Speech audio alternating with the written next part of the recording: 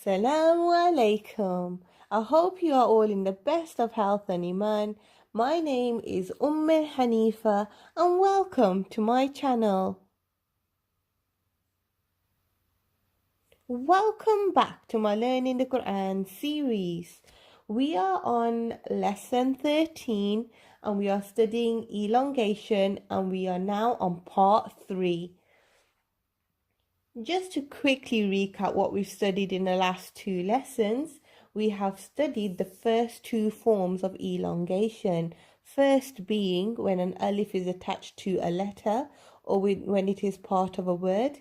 The second being when there is a standing kasra, standing fatha and standing dhamma on a word or a letter. These 2 are, what they do is they stretch the word twice itself. In other words, you stretch it just a second longer than itself. In this video, we are going to be studying the third type of elongation, which is the muds. Now we have 2 types of mud. We have a short mud and we have a long mud. Now the short mud, it stretches the word 3 times itself.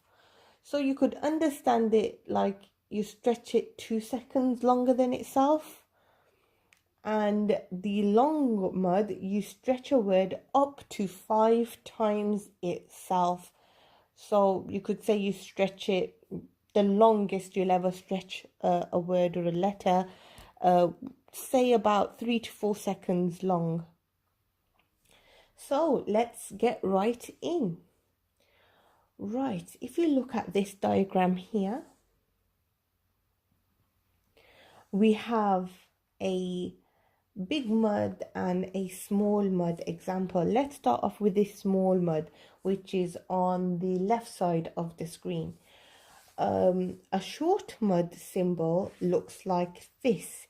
It's like a little wavy mark, a little wavy symbol that you put on top of the letters, and you always place it on top. You would not place it below. I haven't seen any there's so many different forms of the Quran, the way the harakas are written, etc. I've never seen a mud at the bottom of a word. I've always seen it at the top. Nevertheless, you will stretch this small mud up to 3 times itself, so roughly about 2 seconds itself. And on the right side of the screen, we have a big mud symbol, which looks like this. And it is placed above a letter and it stretches the word 5 times itself, which is the longest you'll ever stretch a word. As I mentioned in my previous videos, I could not find these symbols on the Arabic keyboard that I have, or I've checked out a few Arabic keyboards. I could not find it on there, so I've had to take an alternative route. I've screenshotted a qaida and I've had to use their symbols and make it big. That is why the quality is bad. I'm not a technical person, so I really don't know how to enhance a photo, but this is the best that I could come up with. I'm absolute rubbish with technology. I'm not really good at it. Yeah, I hope you could see this. I hope it's clear enough for you. And now let's carry on and let's look at some examples to help you understand this further. So we're going to start off with the small mud.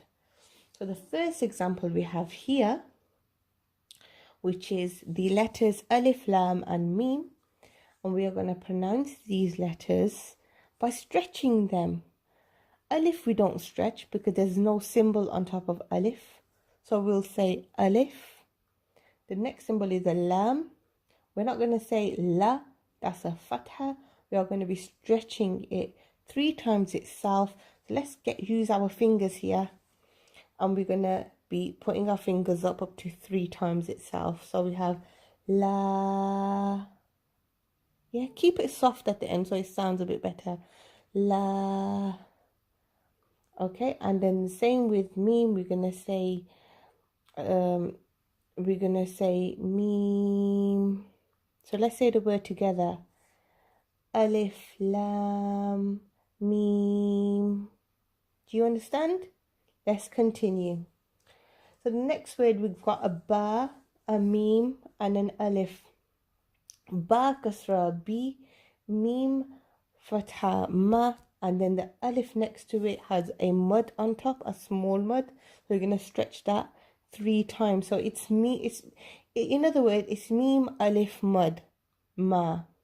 Okay, this form of the Quran that I've copied these letters from, they put a fatha on as an extra. It doesn't make a difference to a word. You won't stretch it 4 times itself because it's got the fatha and the mud. You're just going to stretch it with the mud on. So we're going to pronounce it as Bima. Do you understand? Great. So the next letter, the next word, we have Waw fatha Wa, Mim alif mud Ma, Wama.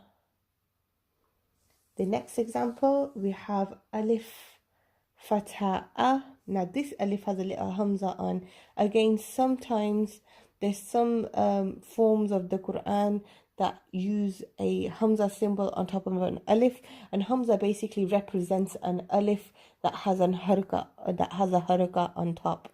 When an alif doesn't have a haraka, like the first example, they just leave it to an alif. That is how some scriptures of the Quran work, which is perfectly fine and correct. There are many forms. So just to give you a deeper understanding, whenever an alif has an haraka on, some forms of the Arabic scriptures have an hamza on, which also represents an alif with a haraka on. So we have alif fatha A, lam fatha La, ala, and then the other word next to the lam, joint next to it, is an alif. So an alif short mud, A, ala. The next example, kaf fatha Ka, Mim alif short mud, Ma, Kama. It's pretty simple. All you do is stretch the letters to the amount of seconds or fingers it is required. So let's look at the big mud now. The big mud, you stretch it up to 5 times. So let's start. We have the first example. We could see that there's a sin there, there's an alif there, and there's a hamza there. So the sin has the mud on top and it has a fatha. So we're gonna stretch the fatha sound. So we have sin alif fatha, big mud, sa, hamza fatha A, sa. Next example, sheen alif, big mud, sha, hamza fatha A, sha. Mim alif, big mud, ma, hamza fatha A, ma. Ha alif fatha Ha, ma, ha. I'm hoping you've understood the short mud and the big mud through these examples that we've done here. We're going to be ending the lesson here now. I hope you have understood elongation in the elongation 3-part videos that I've done for you. May Allah make this easy for all of us. Don't forget to check out our Facebook page. Please like and share these videos and subscribe to my channel. InShaaAllah, I will see you in my next video. Take care. Asalamu Alaykum.